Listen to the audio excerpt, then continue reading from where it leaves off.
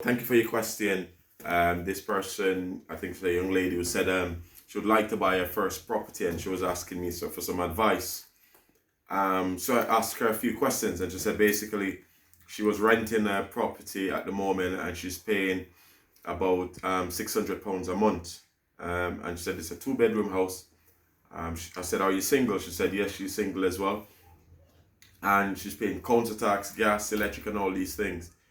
So I said, okay, fair enough. And I said, I would suggest that you basically move into one of those HMO type properties where you pay like £100 a week, all inclusive, or £80 a week, £60 a week, all inclusive. So move into one of those places. So then instead of you paying, because her outgoings alone, when I work with outgoings, she was paying roughly about, I would say, over £800. And that's just the bills and the TV lights and all these sort of things. Whereas if she went into, say, one of those properties where the HMO style setting where she's basically renting a room for the timing, because she's single, she hasn't got any children or anything. Or I said, okay, there are two options: get one of those, or go back and live with mom or dad or parents. But so she hasn't got any of those available. So I said, okay, I would suggest then that you go back and live in a setting like that. So you're only spending roughly on that sort of setting, you're looking at probably £300 to £400 a month maximum. So that's £400 extra. Now if you do 12 times 4, right, you're looking at what? That's 48. That's £4,800 you could be saving there. And that would be enough money for the deposit. Okay, because normally for a first time buyer, you're looking at 5% plus government will support you as well. So I said, okay, get that done and save as much as you can. Okay, so pay yourself first, pay all the bills, put some money away, and this money, it's my deposit money, okay, for my first property. Okay, so that's what you've got to do.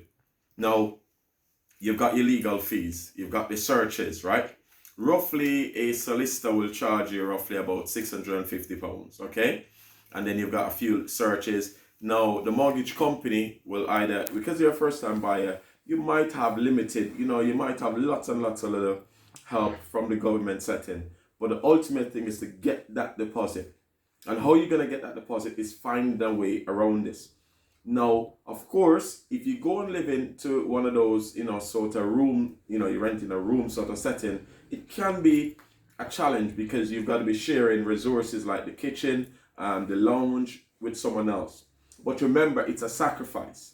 It's a sacrifice. I remember once I rented a property to this to a family, and all of a sudden when I went there one day, there were about 10 people living in the house, old mattress in different rooms, 2-3 mattresses, right?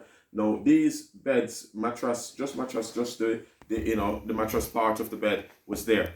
Now these people were paying me £500 a month for the rent, just for the rent, and nothing included. Just imagine about 10 people, that's £50 a month.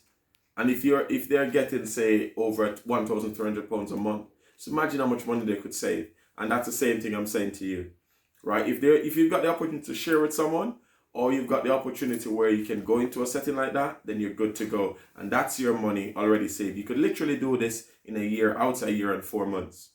But you've got to start. You've got to start at some point. So whatever you want to achieve, you want to achieve a property, try this out. And please let me know what you think. God bless. Peace out. Just ask your questions.